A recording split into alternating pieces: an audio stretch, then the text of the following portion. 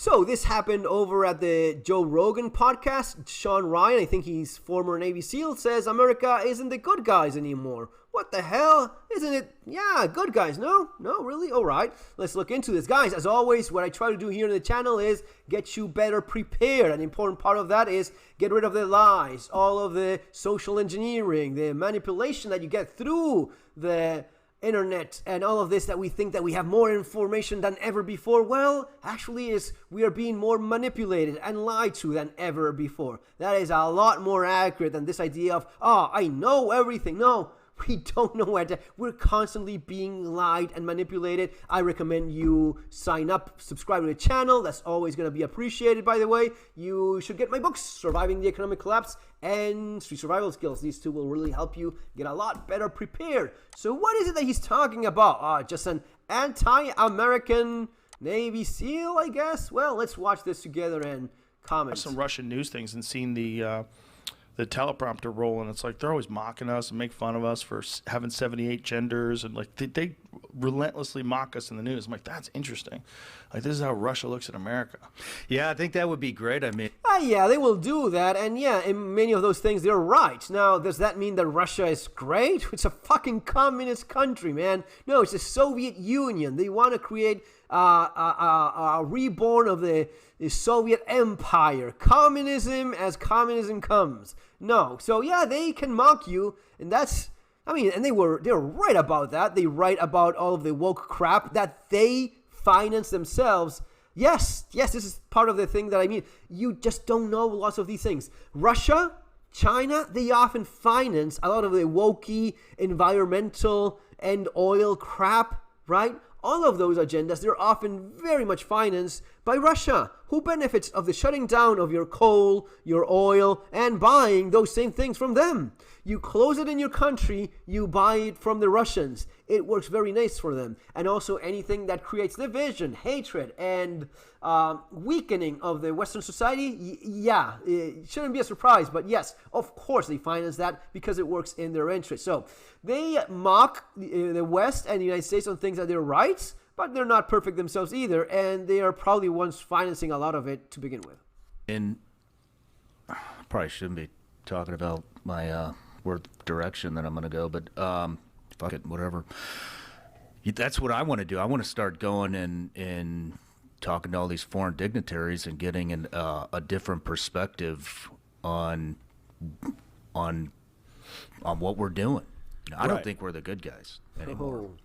I don't agree with a lot of the shit that I was involved in, as a SEAL or a CIA contractor, and I mean, like BRICS. Are you familiar with BRICS? No. Brazil, Russia, India, China, South Africa. I think, don't quote me on this, I think they have 22 countries now. It's kind of like a counter to NATO. It's all these countries that are tired of us. It's more counter the U.S. dollar than NATO, but yeah.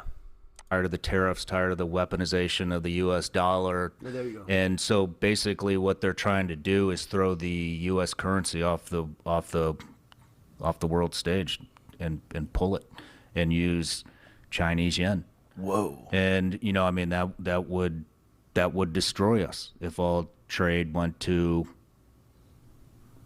if the world reserve currency went to the Chinese yen, that would destroy our economy. Whew. And so, but yet they're gaining a lot of traction on this. And so, yeah, I would love to go to any one of these 22 countries and talk to them and just ask, like, why are you doing this? Right. Why are you doing this? Because that gives, nobody's been talking about this, and I didn't even know about it until just now. Yeah, there's no. It's crazy. That's Joe Rogan. He didn't know what BRICS was. I mean, yeah, sure, he's not the most intellectual guy, but he's constantly talking with people that are super well informed. Joe Rogan did not know what BRICS was up until now. I don't know when this is, but it's not really all that old. Joe Rogan did not know what BRICS... Do you see what I mean when I say that there's no chance for the average individual to stay on top of this? We are being bombarded all the time with lies. we're being tricked and lied to and manipulated all the time. You think you're reading and learning about things and watching the news. No, you're not getting. You're just being fed bullshit by the establishment, by the elites, by these groups that have very clear interests and they don't align with your own well-being. Joe Rogan did not know what BRICS was. Most people have no fucking idea what BRICS is. And as the man said, Brazil, Russia, India, China, and South Africa. And there's a bunch of other countries more. I think that at some point, Venezuela should be in there too. But basically, it's this, he said the anti-net, it's more about the anti-US dollar or anti-US as an empire in the global stage, right? So it's basically, BRICS is more about anti-US dollar and more pro-us, right, as part of the BRICS. It's, why should I give you power? I'm not an American. I'm a Russian dude. I'm a Chinese dude. I'm China. I want to make China stronger. Make China great again. Not make US great again. No. Make China, make Russia, make India great again. We will make our own currency stronger. And no, it's not really there yet. It has grown a lot. US dollar is still the currency that uses for international trade. I think it's like 70%, 80%. Anyway, it is still, overwhelmingly US dollar that's used for trading internationally. But BRICS, Chinese, Yuan, that currency of theirs, it's growing. It has gone from nothing to 20 to 30%. So if you look at what one has grown and what the other one is doing in terms of getting smaller and smaller, there is something there for you to be concerned if you are American or if you are aligned with the American economy and the American interests. If you're aligned with Brazil, India, China, and Russia, well, yeah, you're going to be having and there is this thing that they want to do apparently, which is gold backed. That would be something that the United States will not allow you to do. The United States will not allow you to create a BRICS currency that is also backed by fucking gold, meaning my currency is backed by gold. Your bullshit is backed by wars in the Middle East.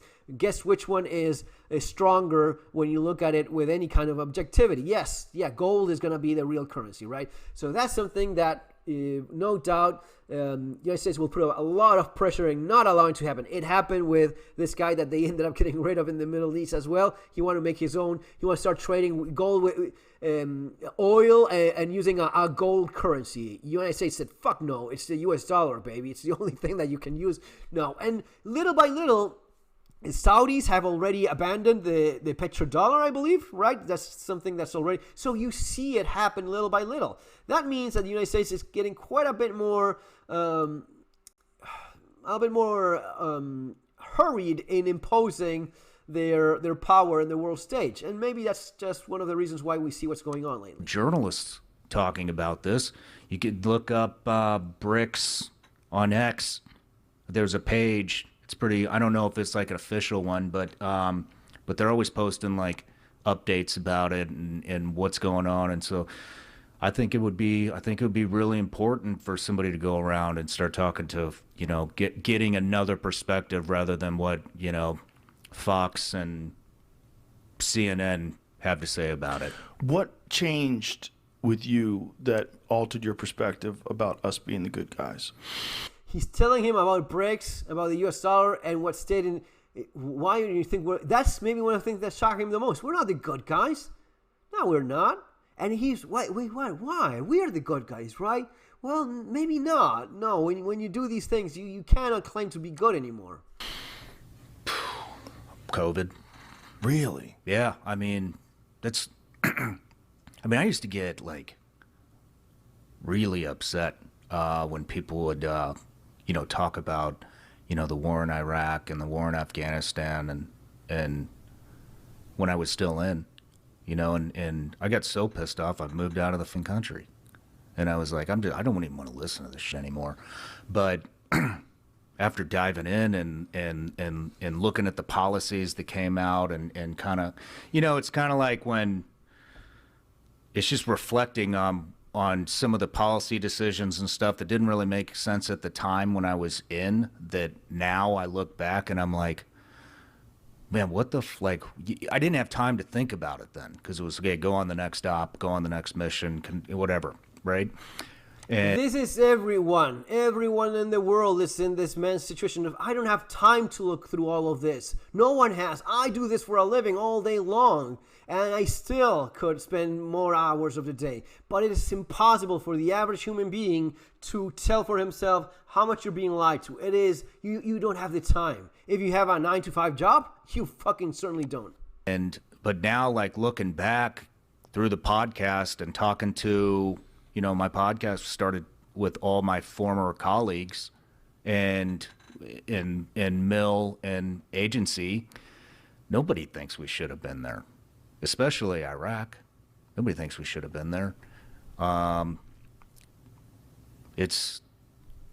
I just keep going down the rabbit hole, and man, I don't diving into the military-industrial complex, all the lies that the government has been telling us, all the unreleased, classified,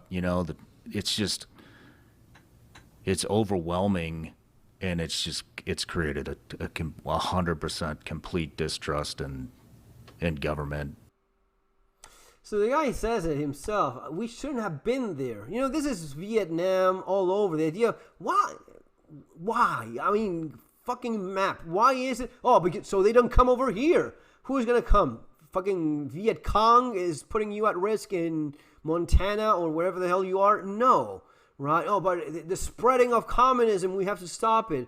Okay, yeah, just let the commies be commies and do you do, and leave everyone the fuck alone. And unless someone actually threatens you or attacks you, then sure, go to war with someone that is actually putting you. But this idea of being the world police, and even the idea of, yes, if we're not it, who's gonna be the world police? Well, you're not if police means being the good guys, this is not being the good guys.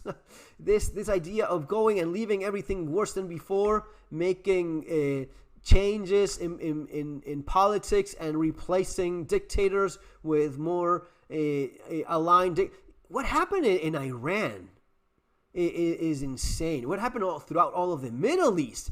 Throughout the Middle East, it was far more modern. In the 60s, it was far more liberal, like women going fucking halfway naked out on the street. In places now that they're completely covered because of changes imposed by the United States, the Ayatollah, and all of that bullshit.